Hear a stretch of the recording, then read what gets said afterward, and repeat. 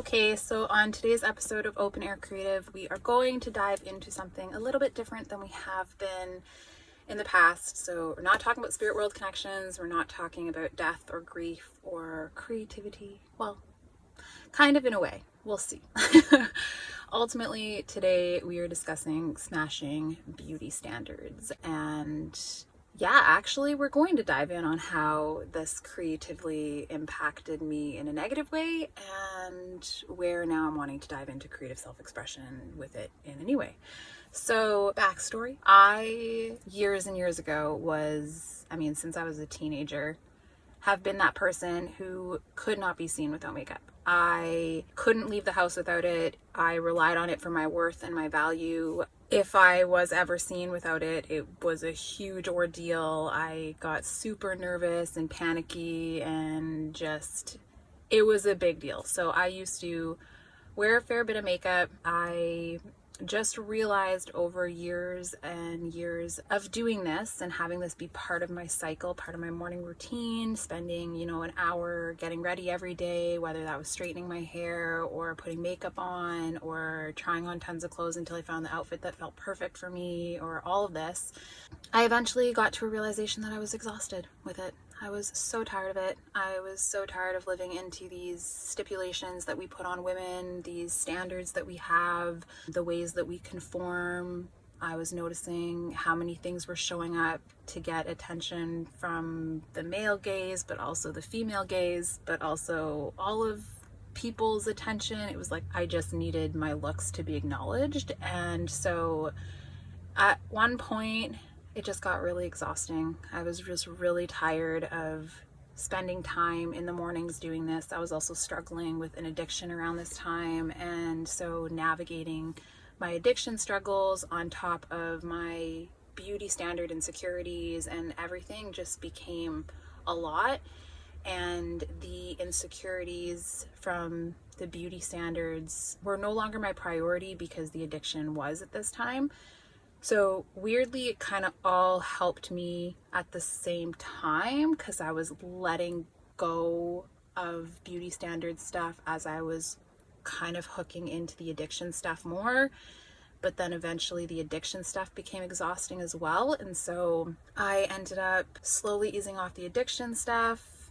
I had a wild journey with that as well. All the details are in the book if you guys want to get the book, Love Without a Label. Amazon audiobook, Kindle, go for it. But ultimately, yeah, so I had a struggle with addictions where it was back and forth, would quit, would start, would quit, would start. I just played the quitting game like nobody's business. And I also was noticing I was pulling away from beauty standard stuff as well with this. So I would, if I was on long drives, because I was doing cross Canada tours for my work at this point, if I wasn't planning on stopping somewhere, if I didn't have an event to go to or a school to do outreach at, I wouldn't wear makeup. And I was, I'm just stopping at gas stations. I'm just stopping in at small town grocery stores that nobody's ever going to see me again. So it wasn't as big of an ordeal as if I wasn't wearing it and then going to see people that I knew. The only times that I felt comfortable not wearing makeup was if I did not know these people, they would never see me again, or that would become the baseline of our conversations and our connections would be them knowing me without makeup first. And then with family and friends who I knew would love me no matter what. And even then with friends, it was hard. Most of the time it was just with family and it still felt weird. So a fair bit of the time, if I was seeing people, I was putting makeup on in my morning. So yeah, that became exhausting. As fun as it was sometimes, because it was nice to tap into the play essence of it, I realized it was time for me to back off of that and experience me as a natural being the way that I was put here and see what walls I could break down with that, what confidence would increase, how I would show up in the world. Would it change who I am? Would it impact the people that came into my life? Would it stop men from being creepy with me? Like all of these things came into my head that I had questions around. So in 2018, I had started to dabble with not wearing it as much. And then in 2019, I feel like I just had big shifts that came in. And I had a lot of people in my life that became influences for this. So like my sister and my two cousins who I was roommates with in my early 20s, they never really wore makeup. So for me to see them honor who they are was really, really beautiful, even though it took me years to step into the confidence of just honoring who I was. So in 2019, I started getting more and more signs where I just wanted to say F this, and I did not want to put my money into beauty industry standards and just the beauty industry in general, where I was realizing that they profit off of us being insecure. That's basically what it is. They profit off of, I can't say all of us, because some of us do use it as a form of creativity and self-expression, and I'm going to get into that in a bit, but right now I was noticing that there was a lot of the people that I knew that really struggled with not being able to be seen without it was because they were insecure. So they were profiting off our insecurities, and for the majority of us, they are profiting off our insecurities. So that is the reality. And I started watching more feminist videos on YouTube and meeting more people that I felt inspired by, captivated by, because they were just in their raw truth. So I took it on and I decided that I was going to do what I call the I feel prettier when challenge. And my whole challenge for an entire year was if ever I caught myself saying I feel prettier when, I would have to go an entire year without that thing. So it started off where I was like, but I feel prettier with makeup. So I had to go a whole year without makeup. Then it was, I feel prettier blonde. So I had to go a whole year growing out my recently just dyed or just bleached hair. So that took a while to kind of get that to be totally grown out. And then I ended up dyeing it my natural color and then letting that fade out. And now this is all my natural hair. So that was the next one. And then, it was, I feel prettier with straight hair. So then I had to go and start honoring my curly hair. And then anytime I caught these things, so even got down to catching myself saying, but I feel prettier with earrings. So I had to go a whole year without earrings and just see what would show up, what insecurities would show up. Would I eventually conquer that? Did it make me feel small? One of the big ones too was, and I decided to stop shaving. So I also said, but I feel prettier with smooth, silky skin. And I just noticed around this time there was a lot more talk of pedophilia that was happening and just people that were preying on younger women. And I started questioning, why is our society getting grown women who naturally grow body hair to remove it? It kind of felt really weird. I was like, what is this? Why are we trying to look like silky smooth baby skin? Like, all of it started to feel weird. So I caught myself saying I feel prettier with shaved legs and silky smooth, and I decided to conquer that too. So I went an entire year without shaving, and that got me to recognize the power in my natural essence with no makeup, with more of my natural curls, with my body hair just releasing and growing.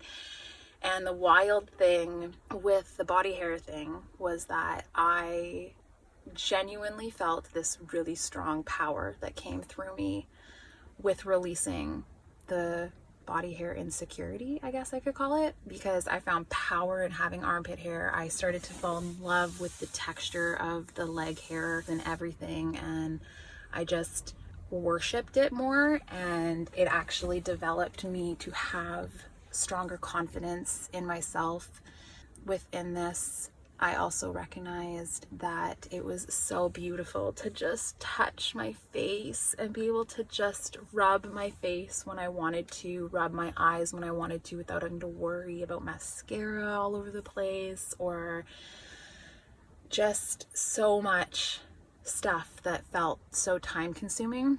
I had more time in my days to do the things I really wanted to do. I wasn't waking up in the morning and spending an hour getting ready and doing my hair and makeup and everything. I was genuinely spending more time meditating and tapping into me and building this connection and this relationship with myself that I had been craving for a really long time, but wasn't even aware that the beauty standards stuff was really messing with that. And so it's really interesting to see how at one point in my life I saw makeup as a form of creativity, and I was like, but I just like doing it, it's for me. And I had all these excuses, but then when I really dove into it, I realized that, is it really for me? Because on the days that I didn't really want to put it on, I was still putting it on. So I saw that, and then when I got rid of it, I was actually noticing I was having more creative self-expression for actual outside sources of creativity, and I wasn't going more so for like what I could do on my face. And that's not to shame people that love playing in makeup and switching it up and all that kind of stuff, but I had like a specific look that I had to have every day. And even before I stopped dyeing my hair and getting rid of that, like I did have fun playing with fun hair colors. Like I loved being hot pink. I still to this day miss being hot pink. It was a blast. That was great. I don't feel like that had to do with me feeling like I was prettier with pink hair. I just genuinely loved having pink hair. So yeah, it's very interesting because the more that I stripped myself of these beauty standards, the more confidence I actually had, when the narrative often is you make yourself look a certain way and you're going to gain the confidence that you're craving. And for me, it was totally the opposite. I was like, fuck this shit. F beauty duty. This is not something I'm tapping into anymore. And I just saw my internal being skyrocket in this really beautiful way because I was just honoring who I was. And my opinion of who I was didn't now focus on the external sources, the external voices, or of people around me, whatever their opinion of that would have been. So the power and confidence that I gained from stripping myself of all those things and really worshiping who I was as I was is the confidence that I think a lot of people are really striving for. I often hear people ask me how I did it. And when I tell people about the I Feel Prettier When challenge, I've had people be very shocked about this. I've had people be like, I could not do that. I also had people that would compliment, like I'd go to stores and people would compliment something on me specifically that I had been giving up. And I always found it fascinating because my instant reaction was almost to right away tell them like, oh, if only you met me 6 months ago, if only you met me a year ago, I would have looked totally different. And it was like I had to buffer it with them or something. It was kind of still weird, but I also was wanting other people to honor that part of themselves as well. So I wanted people to know that I haven't always been like this. I've also really struggled with my worth. And when I admitted that to people, it was fascinating to hear the amount of people that understood the insecurities that I had before. And this went down to, for example, I remember I was going Christmas shopping with one of my cousins and we were at, I think it was the Nike store at the Rideau Mall in Ottawa. But it was a store. And this worker comes up to me and she complimented my hair. I think it was big and curly that day. It was a wash day. This is not a wash day, so the curls are not curling as great as they normally do. But anyways, that's another thing. And it doesn't really matter. I don't really care what they look like as long as it's me rocking my confidence and rocking me. But I remember her complimenting my hair, and I had told her like, if only you had met me, I think like 8 months ago or whatever at this point, that I would have looked totally different. And so we got talking about this, and I brought up how I even stopped wearing earrings. It was like, if I didn't wear earrings, and all of these things was like, if I wasn't wearing makeup, people would think I looked like a man. If I had body hair, people would think I was a man. If I wasn't wearing earrings, people would think I was a man. Like there was all these like fears of being seen not as feminine and more masculine. And so anyways, I stopped wearing earrings for a really long time. Just recently started wearing them again because I feel like it. And that's the other part of this that we're going to get into right away. And it was shocking to me to hear another person say, fuck yes, I get the earring thing. Like she's like, I can't leave the house without my earrings or else I feel like right away people are going to think I look like a man. And so I was hearing this from a lot of other women, and I started realizing how big of an issue these insecurities are and how deeply ingrained they are to even small things like earrings. Like really, we think that not wearing earrings is going to make us look like a man or not be recognized as in our feminine essence. Like there's so much of this that becomes a bigger conversation. But also I think that the more that we talk about it, the more that we can conquer these things together and see the power in who we are and the essence that we bring, the power that we bring to the table. So yeah, I just found that fascinating.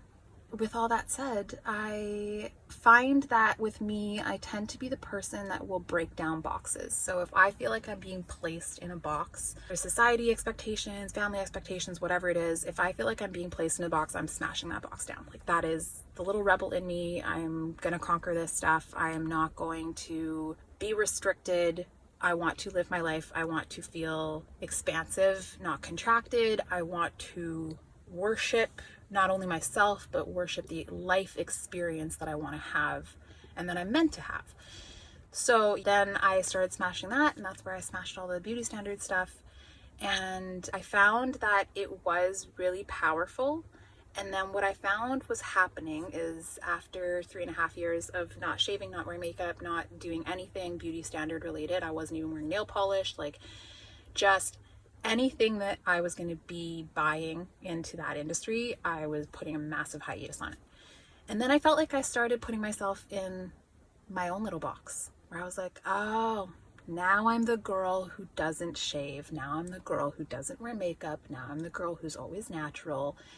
And I felt like I wasn't allowing myself to dive into my creative self-expression in another way. I started missing just, it's not like I was going to wear makeup every day, but I started missing putting makeup on here and there and playing with it because I want to play with it, because now I know that my worth comes from within me. It doesn't come from external things that I put on me. It's literally in me, because I am worthy and I'm here and I'm valid and my life is beautiful and our lives are beautiful. And how do you want to see it? So I weirdly felt like I put myself in another box of becoming the girl who rejects beauty standards. And so with that, it was time for me to smash that box. So I started opening up about it, which actually felt like this weird coming out of my natural essence, that I had to like come out to people and be like, I'm gonna start wearing makeup sometimes again. This is crazy. But I did. So I had to make a couple posts where I was like almost warming people up to the idea that here and there I'm going to start wearing and dabbling with it. Part of me had reservations around that, because I did have people open up about how much seeing me reject so much helped them reject those things as well and helped them gain confidence. So I want to make sure that I'm still doing that while still worshiping who I am and honoring the fact that I might have other aspects of creativity in me. And that's why I'm talking about this today, because I want people to dive into this journey of rejecting beauty standards.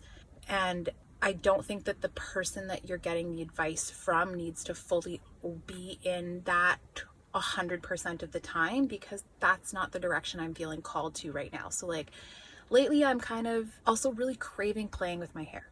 It's been a really long time it's been over 5 years since I've been just brown. I also really love my natural hair color, but I just feel like I am ready to play in other hair colors again. And that was something I really enjoyed when I was younger, but I just did it with less confidence before. I did it because it was something that was going to make me prettier. And now I know my worth. I know my value comes from me. It's not the way that I look. And so now I'm wanting to start playing again. So the next few videos, we will see if I decide to follow through with this, but I am really feeling called to kind of playing with dyeing my hair and coloring my hair again. So I might be going back to blonde. I might be going back to hot pink. I might be whatever it is, but the ultimate message is be who you are. Love who you are. Be willing to take on challenges when you feel like you're being held back by certain expectations, standards, all of that kind of stuff, whether that is the beauty standards, whether that is, like I said, family expectations, friend expectations, partner expectations, whatever it may be. I want you to worship what you're wanting to experience in this life. So if you have moments where you're just like, I'm done, I don't want to wear makeup anymore, but I'm feeling insecure, message me, comment below, let's chat about it. I will help you blast through that, because conquering insecurities is a huge deal. It's not easy at first. It will take a while, but it's also so freaking important and so freaking powerful. So this is a big thing that I don't want just women to tap into. There are a lot of insecurities that men can have as well. I know beauty standard stuff tends to be more towards women, but like in general, if you're listening to this podcast, please know if you have an insecurity, you are powerful enough to conquer that, and you are powerful enough to eventually get to a point where you realize you're worthy, you are enough, like just as you are. You wake up, you're breathing, you're here, you're enough, you are valuable. And also, if you want to just play and create with makeup and things like that, where it's kind of like where I said I'm willing to dive into. And I know it's not going to become an everyday thing because it's just exhausting to put it on all the time. But if I have moments where, you know, a couple weeks in a row or something, that might be something I go into. Who knows? I just like the concept of diving into the creativity of certain aspects and certain energies and certain personas that can come out and all of that. So all that to say is I want you guys to really admire your being and move past the things you feel are holding you back. And when those things that are holding you back, or that were holding you back, you've smashed, and then those things that you've smashed then become also another way that you feel like you're being held back, then just smash those again. Just smash all the boxes and just radiate who you are. And that's ultimately the message of this. And also a pre-warning that I might be changing my hair color again. So if people are wondering what happened to the girl who's smashing beauty standard stuff, just know that this is also me letting you know that it's time. And it's also okay for us to play into different energies and essences that we have, and we're all still valuable, and we're all still worthy, and life is beautiful, and it's to be played in. And if there's just aspects of you that want to mess around and play in things, then go play, dress up, go dress up and play and do things and have fun and just be you. So yes, that is that. Also, I do want to challenge anybody who is struggling with their worth and their value right now to take on the I Feel Prettier When challenge. You don't need to do it for a whole year, because I know that that can seem really extreme for a lot of people. But even if you start with, like, I'm going to do the I Feel Prettier When challenge for an entire week, and then you go without that thing for an entire week and see how you feel. Some of you can take it on for 3 months, for 6 months, whatever time frame your pretty little heart desires. Go do it and just see what comes up for you. What insecurities show up for you, what doubts show up for you, what negative mindset things that might come up for you, the way that you speak to yourself, all of those things. Just take note of them, write them down in a journal, and meditate with them, conquer them. It will be conquered. The longer that you do this, the longer that you look in the mirror and you see who you are without what all of the masks that you were putting on before, the more you get comfortable with the way you look. Because I know when I first started putting makeup on again after not having it for 3.5 years, I actually felt really weird. I was like, I don't feel like me. I want to take this shit off my face and not have makeup on. And that was such a massive revelation too, to the person that I was before, because before I could never be seen without it. And now it was like, I don't want to be seen with it. So just take on these challenges and see where it will bring you, what it will do for you, and just know that I love you so much, and smashing beauty standards is a really powerful thing, and so are you. Love you guys.